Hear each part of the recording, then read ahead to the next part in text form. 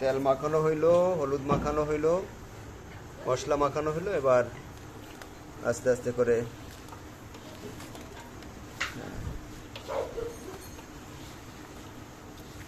কড়াইতে দেওয়ার ব্যবস্থা। সুন্দর একটি কালার চলে আসছে। আমরা এখন এটাকে তেলে চড়চড়া করে ভাজি করব। আর একটু মাখা দেন।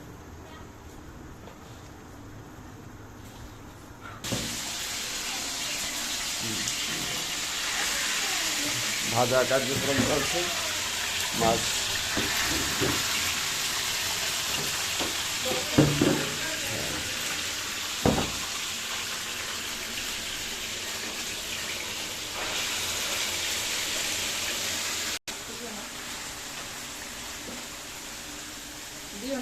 ভাজা চলছে। মাছ অনেক স্বাদের মাছ হবে।